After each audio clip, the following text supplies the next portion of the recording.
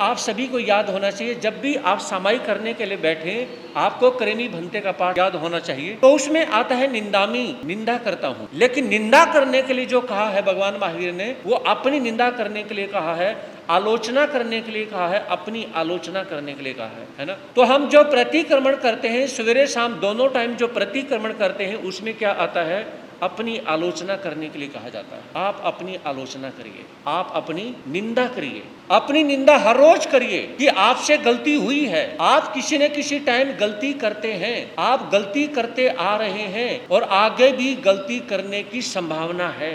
इसका मतलब क्या हुआ?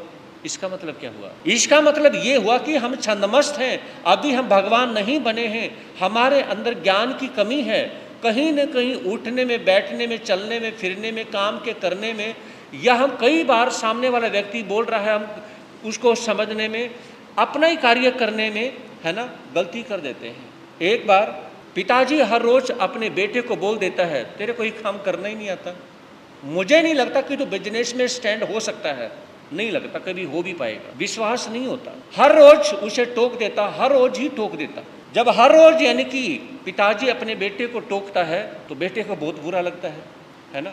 एक रोज संत ने कहा कि आप दोनों स्थानक में आए, प्रवचन में आए, तो उसमें बेटा कहने लगा कि गुरुदेव आप मेरे पिताजी को ही बुला लो, इन्हीं को प्रवचन में बुला लो, आप ये आ जाएंगे, आप बुला लो, मैं तो देखो आता नहीं। आप क्यों नहीं आते?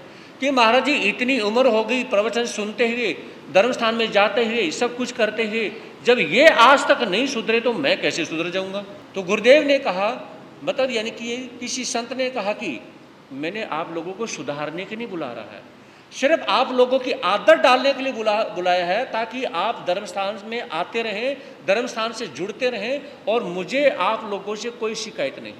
जब ये कहा तो बेटे का मन बना, चल मैं भी चला जाता हूँ। दोनों जब पिता और बेटा यानी कि संत के पास में बैठते हैं तो उसमें गुरु ने कहा कि आप दोनों ही एक दूसरे की रिस्पेक्ट करें।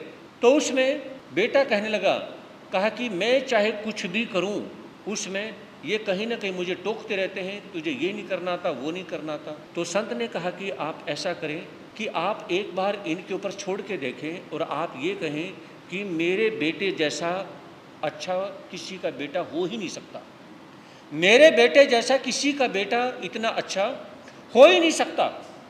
मेरा बेटा बहुत सेवा करता है, बहुत ध्यान देता है, बहुत ही ज़्यादा सेवा करता है। आप अपने बेटे के बारे में बोलें और एक बार अपने बेटे को बिजनेस संभाल करके तो देखें।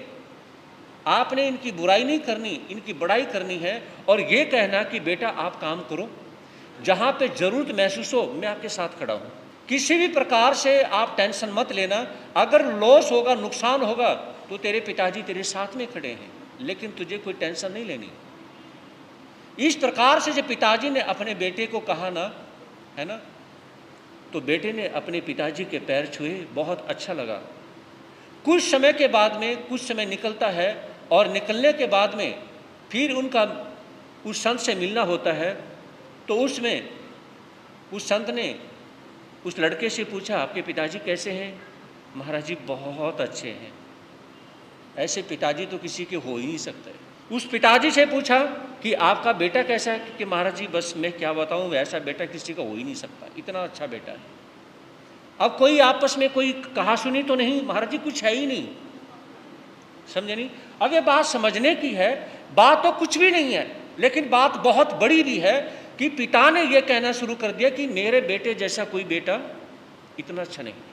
इसमें जो माताएं बैठी हुई हैं, यानी कि जो सास बनी हुई हैं, आपके भी बेटे हैं, बहुए हैं, तो आप ये कहें कि मेरी जैसी नूह है, जितनी अच्छी बहू मेरी है इतनी किसी की नहीं है, जितना अच्छा बेटा मेरा है इतना किसी का नहीं है।